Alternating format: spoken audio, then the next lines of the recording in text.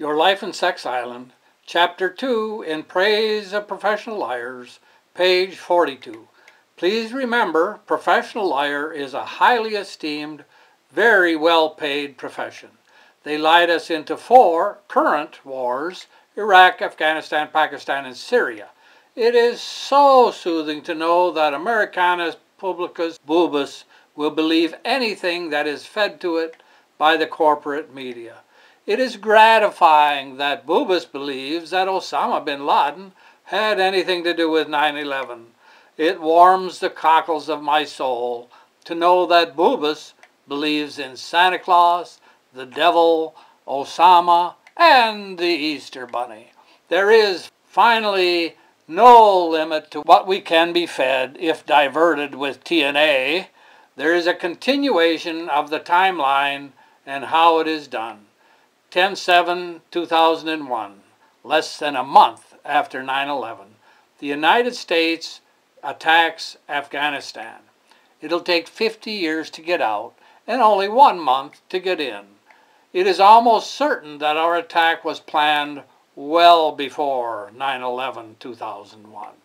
We are told that the purpose of the invasion is to capture Osama bin Laden, destroy Al-Qaeda, and remove the Taliban. You remember the freedom fighters who we were supplying with missiles and other weapons and who we were training how to fight and how to kill. 10/11/2002, Senate votes 77-23 to authorize President Bush to attack Iraq if Saddam Hussein refuses to give up weapons of mass destruction as required by UN resolutions. There were no weapons of mass destruction, which we knew because we had inspectors on the ground who could go anywhere in that country. 3/20/2003, with our flawless logic, our wry sense of humor, our love of irony, and our passionate adoration of massive deficits, and our worship of war, we attack Iraq. Afghanistan and Iraq had no more to do with 9/11 attacks than Canada or Mexico or hundreds of other countries. No military officers resign in protest or in disgust. They all love their pensions more than the Constitution. Here's the last word on the meaning of victory in Afghanistan. 07/16/2008. Quote, Wednesday morning, Mujahideen of Islamic Emirate Afghanistan shot down an American invader's helicopter with anti-aircraft rocket, in which all of the American terrorists on board were killed, unquote, reported by Zabihullah Mujahid on the internet.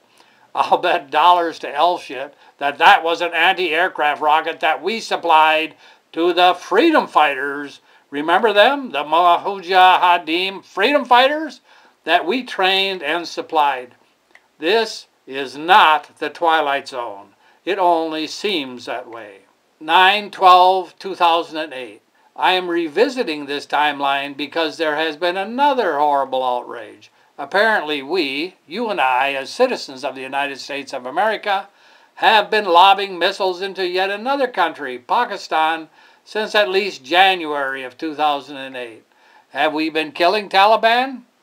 Who knows? Who cares? That is not the issue. For certain, we have been killing innocent women and children. Now finally, on September 3rd, we have invaded Pakistan.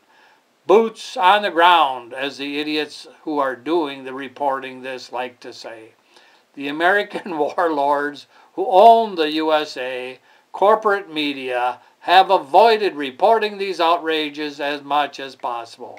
This act of war has barely been mentioned at all. Act of war? I should say so. Suppose Russia, for example, lobbed a few missiles into New York, or Canada lobbed 1 or 2 into Minnesota. Wouldn't we be a bit upset? Yes, military invasion, murdering civilian citizens of a foreign nation, is an act of war. We have gone to war yet again without Congress declaring war.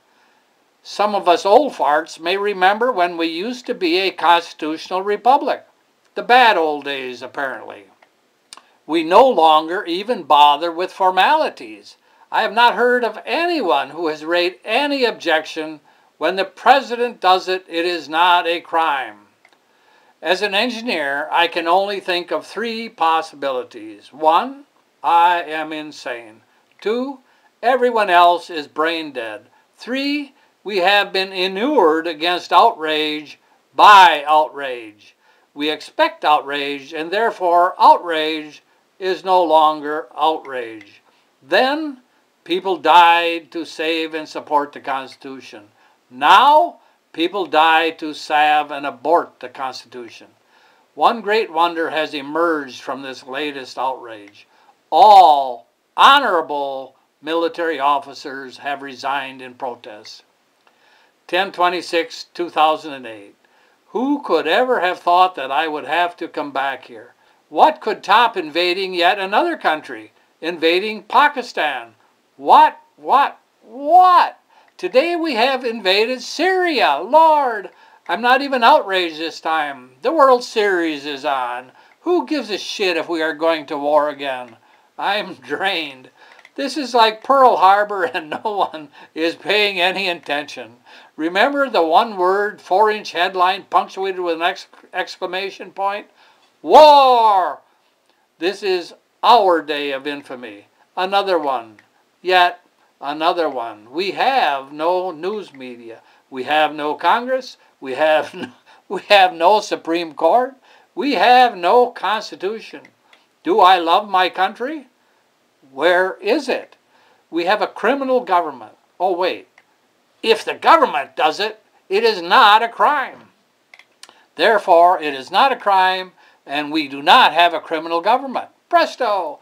Change the definition, change the meaning, change the structure, change the act.